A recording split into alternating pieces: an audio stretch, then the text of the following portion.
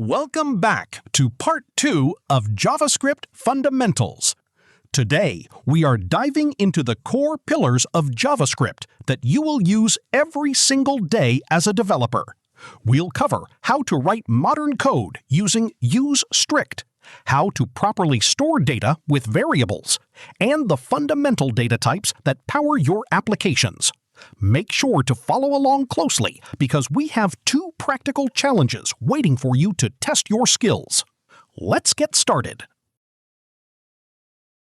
For a long time, JavaScript never changed its old features to avoid breaking existing websites.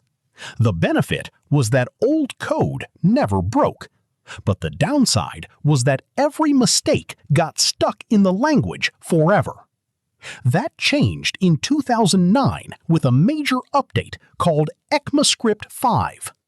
It fixed old mistakes, but kept the fixes turned off by default so old sites wouldn't crash. To enable these modern updates, you need to use a special directive at the very top of your file. It looks like a simple string, useStrict. When placed at the very beginning, your whole script works the modern way. A variable is simply a named storage container used to save your data. To create a variable in JavaScript, we use the let keyword followed by the variable's name. We can then put data into it by using the equal sign, which acts as the assignment operator. To keep things clean, you can combine the declaration and data assignment into a single, concise line. Once the data is saved in memory, you can easily access it anywhere just by calling the variable's name. When naming your variables, there are two strict limitations you must follow. First, the name can only contain letters, digits, or the symbols $sign and underscore. Second, the very first character of the name must not be a digit. If your variable name uses multiple words, it's best practice to use camel case, where each new word starts with a capital letter. Also, keep in mind there is a list of reserved words like let or if, which cannot be used as names because JavaScript already uses them. If you want to create a variable that will never change, use the const keyword instead of let. Variables declared with const are constants, meaning they cannot be reassigned later, and trying to do so will throw an error. Using const is a great way to guarantee and communicate to other developers that this value stays exactly the same.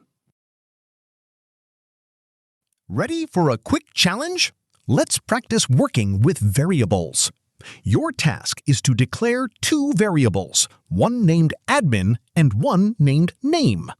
Next, assign the string value John to the name variable. After that, copy the value from name over into the admin variable.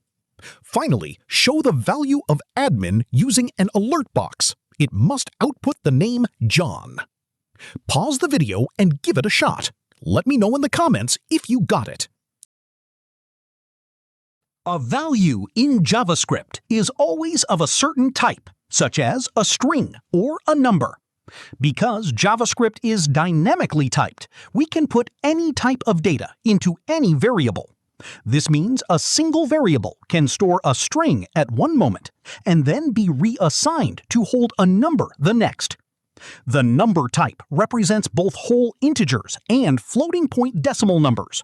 You can perform all standard math operations on them, like multiplication, division, addition, and subtraction.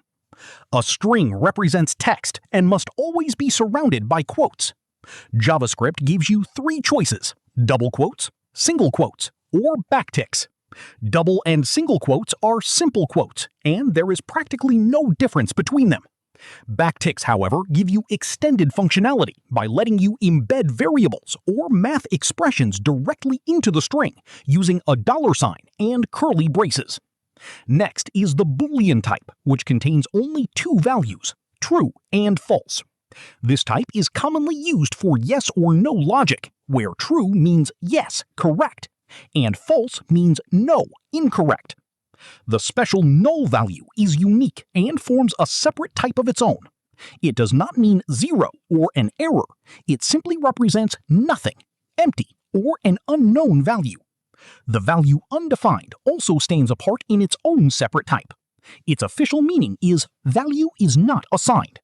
If you declare a variable but do not give it an initial value, JavaScript automatically sets it to undefined. Technically, you can explicitly assign undefined to a variable yourself, though it is usually better to use null for empty values. Finally, if you ever need to check the data type of a value, you can use the typeOf operator. Calling typeOf on a value will instantly return its type name as a simple text string. Let's test your knowledge on JavaScript data types with a quick challenge. First, declare a variable named score and assign it the number 100. Next, change that same score variable to store the string excellent instead. After that, create a constant variable named isCompleted and set it to a Boolean value representing yes, correct.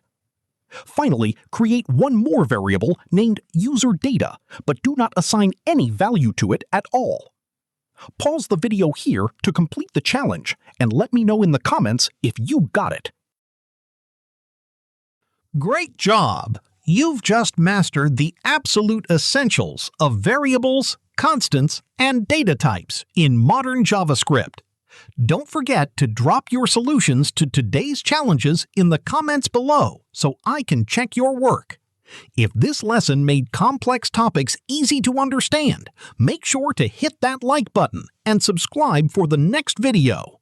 Let's master JS together!